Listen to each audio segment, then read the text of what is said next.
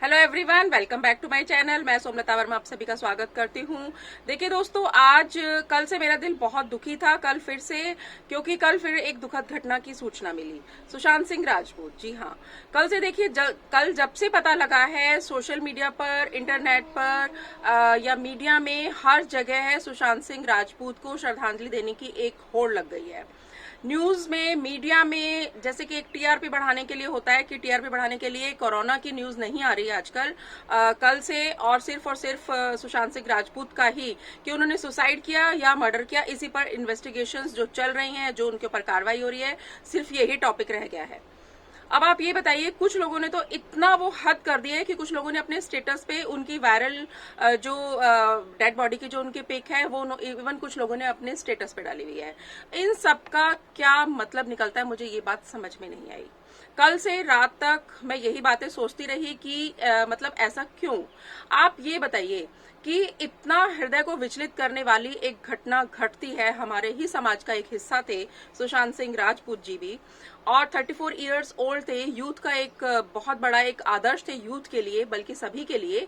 आप ये बताइए कि अगर ये सारी घटनाएं और उनकी पर्सनल लाइफ को इतनी उससे उधेड़ा जा रहा है, उनकी सोशल लाइफ को भी, उनके घर वालों पर क्या बीत रही होगी, आप इस बात का अंदाजा लगाइए जरा। एक इंसान इस तरीके से जो चला गया, वो हर किसी के लिए दुख की एक बात है, बट इस तरीके से कि लोग उनका मतलब एक समझ में नहीं आ रहा कि मैं एक रहस्य है अभी भी, लेकिन इस तरीके से कि उनके डेड बॉडी का ही पिक स्टेटस पे लगाया जा रहा है या मीडिया में ही इस तरीके से किया जा रहा है। अब ये बताइए, अगर हम स्टेटस पे अपनी पिक लगाएंगे तो क्या हमारा टीआरपी बढ़ जाएगा? ठीक है, मीडिया वाले अपनी टीआरपी बढ़ाने को ढेरों हथकंडे अपनाते हैं, लेकिन हमारा एक क्या उत्तरदायित्व है, आप ये बताइए। आज के लोग वीडियो को, मैसेजेस को, फोटोज को इतना शेयर करते हैं, लोगों में इतना पैनिक फैला देते हैं, बिना सोचे समझे कि ये वाला मैसेज, अरे मतलब जिस मैसेज का कोई तुक भी नहीं है, वो मैसेज भी इतना वायरल हो जाता है। कुछ कॉमेडी वाले होते हैं, इतना वायरल हो जाते हैं कि ठीक है, वो तो होता है, लेकिन बहुत से लोगों की उनसे जिंदगी पर क्या प्रभाव पड़ता है। आप ये देखिए कि लोगों की जिंदगी, खुशियां, दुख, प्रॉब्लम्स अगर आपको शेयर करना है तो क्या सोशल मीडिया ही रह गया है क्या? आप ये बताइए। हर चीज के लिए सोशल मीडिया, हर चीज के लिए एफबी पर, ट्विटर पर भी होते हैं हम, एफबी पर भी वही पोस्ट करते हैं, हर जगह यही। लेकिन असल में हो क्या रहा है, आप ये देखिए।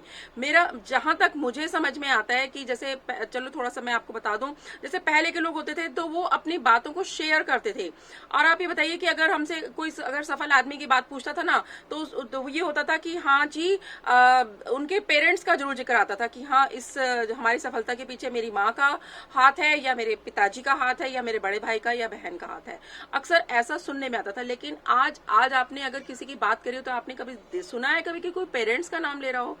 बहुत ही होता है। आजकल की क्या होता है, आज की फीलिंग्स, आज की जो भावनाएं हैं लोगों के, यूथ की, वो मतलब लोग क्या होते हैं आजकल, अगर गलत देखते भी हैं तो वो चुप रहते हैं। पहले के लोग हर चीज में इनिशिएटिव लेते थे कि जहां गलत देखते थे, चाहे वो हमारे घर का है या नहीं है, लेकिन फिर भी एक इनिशिएटिव लेके उस मामले को वहीं पर ही खत्म करने की कोशिश की जाती थी।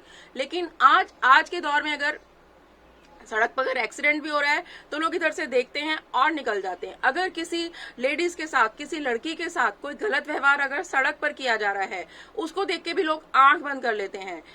आप एक बात बताइए, क्या वो लड़की सिर्फ जहां है, मतलब क्या अगर हम कोई जेंट्स हैं या लेडीज हैं, हम उसको देख करके, उस लड़की को देख के, या उसकी किसी की भी अगर गलत कोई हम किसी के साथ हम करते हुए देखते हैं, तो क्या हमारी फैमिली में क्या ये काम दोबारा नहीं हो सकता? आप ये बताइए।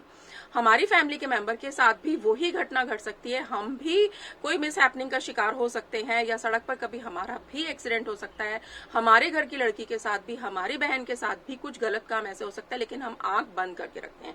लेकिन जहां इस तरीके की बातें होती हैं, टीआरपी बढ़ाने वाली बातें होती हैं, या कोई वायरल मैसेज करने वाली बातें होती हैं, हम इतना ज्यादा लोगों को शेयर करते हैं, और पता नहीं किस मतलब मुझे समझ में नहीं आता किस कंपटीशन की लाइन में हम लोग लगे हुए हैं है कि हम इन्हीं चीजों को देखते हैं। आप मेन बात बताइए, आपस में एक हमदर्दी होती है, इंसान की हमदर्दी सबसे बड़ी, अगर एक इंसान को इंसान से हमदर्दी है तो वो सबसे बड़ा एक इंसानियत का मेरे हिसाब से धर्म है। चाहे वो किसी भी धर्म का हो, हमें उससे कोई मतलब नहीं, लेकिन सिर्फ एक इंसानियत का धर्म मेरी नजर में तो वो है कि सिर्फ और सिर्फ हमें एक दूसरे की भावनाओं को समझने की देर है, सिर्फ हमें एक दूसरे की भावनाओं को ही समझना चाहिए। आप ये बताइए कि अगर किसी को कोई प्रॉब्लम है, मैं कहती हूँ अगर किसी को कोई घर में कोई प्रॉब्लम है या अपने ऑफिस में कोई प्रॉब्लम है, और मैं आपको बताऊं इसके बीच में मैं थोड़ा सा आपको बताऊं, जैसे लॉकडाउन पीरियड हुआ था, मेरी बहुत से लोगों से बातचीत होती है, बहुत सी फैमिलीज के मैं टच में रहती हूँ, अपने नेबर्स के भी, रिलेटिव्स के भी, और काफी सारे मेरे ग्रुप्स जो बने हुए हैं उन पे भी बहुत लोग मुझे बातें शेयर करते हैं। मोस्टली बहुत लोगों का एक मैं बताऊं आपको एक कंक्लूजन ये निकल के आया कि लॉकडाउन पीरियड में बहुत से लोगों की नौकरियों पर एक आन पड़ी है, कि मतलब उनकी नौकरियां छूटने के बहुत लोगों की नौकरियां छूट भी गई, और बहुत लोगों के छूटने के आसार हैं। उन लोगों को अनलॉक पीरियड में जब वो ऑफिस गए तो उनको नोटिस दे दिया गया कि भाई सिर्फ 15 दिन है आपके पास, या किसी को तो बिल्कुल डायरेक्ट मना कर दिया कि हमारे पास अभी जॉब नहीं है, आप 50+ हो गए हैं या आपकी हमें जरूरत नहीं है।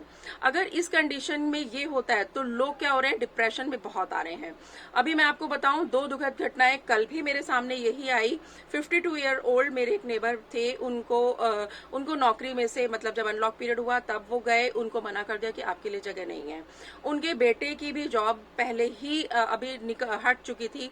उनके पास मतलब अभी ये था कि मतलब 3 लड़के होने के बावजूद भी उनके घर में अर्निंग हैंड एक भी नहीं था इस समय, और वो इतना ज्यादा डिप्रेशन में आ गए कि उनको हार्ट अटैक आया और उनका निधन हुआ कल मॉर्निंग में। अब आप ये बताइए कि सिर्फ अनलॉक पीरियड की वजह से इतनी सारी परेशानियां लोगों के पास आ रही हैं, और लोग फिर भी, खासकर यूथ क्या, और जो मिडिल एज के जो लोग हैं, वो इतना ज्यादा इस समय अपने आप को अकेलापन फील कर रहे हैं, डिप्रेशन का शिकार हो रहे हैं कि इन सब से निकलने का अब ये तो है नहीं कि कोरोना वायरस को ही हम हर जगह दोष देंगे। कोरोना वायरस को आपको इसके साथ जीना ही पड़ेगा, ये बात मैं पहले भी बोल चुकी हूँ और आज भी बोल रही हूँ।